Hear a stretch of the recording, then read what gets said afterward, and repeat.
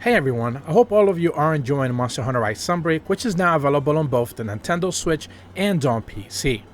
And in this video, I want to try to tackle one of the biggest game changes we have seen into the franchise, not just necessarily Monster Hunter Rise and or Sunbreak, but to the entire franchise in general, that I think might be changing the way we play the game and the way we actually approach it, and is making me a bit hesitant as to how is Capcom going to handle this, and specifically these changes, as we head into the future for, let's say, Monster Hunter World 2, Monster Hunter 6, whatever they're going to choose to call that game. I'm specifically talking about the map changes that we have seen that have basically come with the introduction of Monster Hunter Rise. Now I want to make this extremely clear. I'm not talking about the fact that they basically made one cohesive map and everything is interconnected, unlike the PSP and or 3DS games. That's not what I'm talking about here. What I am talking about, however, is the fact that with the introduction of both the wire bug and the Palamute, both director Suzuki and Ryoso Sugimoto spoke to this extensively back at the launch of Monster Hunter Rise in multiple interviews, where they made it very clear that with the introduction of these two new mechanics with the wire bug and the Palamute, they were going to give players a safe zone to be able to have either preparation in before heading into a hunt for a specific monster, or in between hunts as you go from one monster to another, or as the monster moves from one area to another, for you to kind of recoup, reorganize yourself, and then get ready to go back out on the hunt again. And essentially every map in Monster Hunter Rise had this, and now Sunbreak has taken it to another level, which why I think is making me a bit hesitant as we head forward into the future. First and foremost, I want to show you a very quick contrast as we take a look at a couple of older maps: Dansetshu Steppe, Sunken Hollow, Volcanic Hollow, Heaven's Mount, the Dunes, etc., Primal Forest. And you're going to see that, of course, not only were these maps divided, but you had the materials that you're going to be picking up whenever you're out exploring and not engaging with a monster, just out in the field, in the same play area, essentially, where the monster can walk around and attack you at any given point. The only real places that you had like cubby holes and places to hide back in those old games was when you were dealing with the cats or like those like felines or whatever out in the wild. There were like very rare exceptions of like little hidden places where a monster couldn't necessarily get to. Everywhere else was extremely fair, and most likely the places where you were farming materials, those places were full of areas where the monsters could get at you, harass you, and attack you. And that was the same thing heading into Monster Hunter World. Even with the introduction of the Clutch Claw, which was more offensively minded, let's say, it was more like combat oriented. It wasn't necessarily used for exploration, and certainly we didn't have Palamutes at the time. The map design stayed relatively the same. Every place you went to gather materials and pick up items or anything along those lines were out openly on the field where monsters could get at you. Again, there were some passages, we're looking at the Wildspire Waste map right now on the screen, and there were some places that you could go ahead and hide into. I think some of the later maps eventually had, I believe one of the maps had an area where you could go underwater and the monster basically couldn't chase you underwater, but then you would come out on the other side, so the monster would simply just go around the long way to be able to get to you. So there were like a little bit of like shortcuts that you could get around to another area, but other than that, it wasn't like, hey, this area is safe, the monster can't get at me no matter what. The monster would just simply go around and eventually try to reach you if they could. But with the introduction of Monster Hunter Rise, everything changed altogether. And not only did we see this pretty much right away at the start with the Shrine Ruins, where if you're looking at the image right now, half of the map is gray. Now, if you don't necessarily know, basically those entire gray areas are areas where no monster is ever going to go in there no matter what. They are specifically designed, and this is what I alluded to before from the developer interviews. I made a video about this like, God, almost a year ago by now.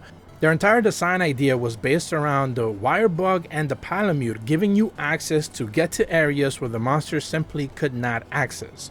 The idea was that you're safe, you're able to gather materials, you pick up your spare birds, do whatever it is that you want to do, you know, dance around, do whatever, and then go back out on the hunt, because monsters have specific design areas in combat encounters, and they're never going to harass you in those gray areas. That is just how those maps are designed. And we got to see that heading in from the Shrine Ruins to the Flooded Forest, which again had more of an area of where the monsters are going to attack you with, lesser area for exploration, but it was still, again, vertically oriented. The map had multiple layers, so I believe it was 2 floors up and the bottom. So, you know, you could just easily kind of get away from a monster if you move vertically. And the later maps, probably we're specifically talking about the Lava Caverns, was one of the most expansive maps where you had 3 complete tiers of the map. The upper tier by the volcano, the mid tier where you basically started out, and then the underwater like tier, not underwater, but like with the water on the field type of areas. But each one of those tiers had their very own set of like gray area where you could just basically explore, gather materials, go mining. You never had to put yourself in danger because those spots were safe from any predator, essentially any of the monsters ever getting in your way. As we now headed into both the jungle and the citadel, and now we should be looking at those images right now. The jungle is basically just a circle with the big center around it as you're protected. The underneath area has some play area for the monsters, but for the most part, the upper part of the entire map is just you being able to explore. There's nothing stopping you from basically ever being, you know, encroached upon by any of the monsters. Every monster is going to move around in the outer edge of the map. But again, this is a remake of an old map, so theoretically speaking, you could argue that, you know, the old map design had more influence than what they actually wanted to do with this map. But realistically speaking, it's just way more into this new design where you're just safe from a monster no matter what as you're gathering material.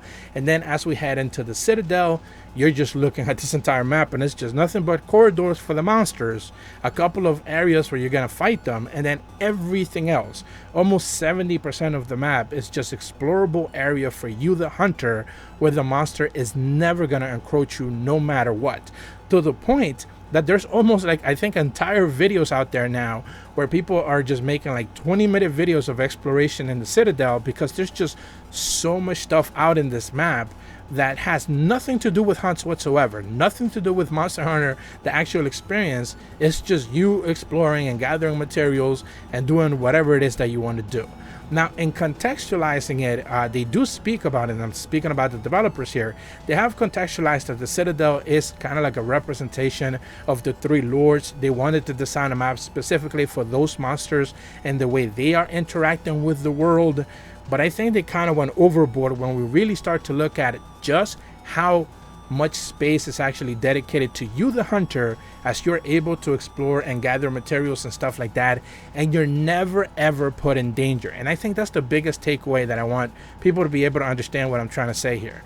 I'm not necessarily complaining about the map design. I have no issues with it. I think the map is too big, realistically speaking, but I can get over that. The fact is that you're just never in danger when you're choosing to go into these gray areas, and basically all the gatherable materials are basically tucked away in those hidden spots. Unlike in the old games, like I mentioned before, or like I even showcased with World, where the majority of the map, let's say 90% of the maps in World, had areas where yes, you could get your materials, but yes, the monster could also get at you. We're now in Rise and Sunbreak, you're just completely free. It's a different game entirely. When you're just exploring, collecting materials, knowing that no monster is ever even going to come close. You hear them walking around, you hear them doing their roars, you certainly see things happening in the distance, but they're never ever going to get into those areas. And it makes me wonder what's going to happen as we head into the future. What type of game design they are going to choose to stick with. If Rise and Sunbreak is a one-off, is an interesting idea, is their very own twist. Remember, it was developed by the second development team for Capcom's basically 2 Monster Hunter teams. So it's not necessarily the main team making this game, and Sunbreak is being made by the sub team, if you want to really put it that way. So it makes me wonder if we're going to go back to a world design, an open area design where it's truly open area, as not only for you the hunter, but also the monster as well. Probably that's the best way to describe it.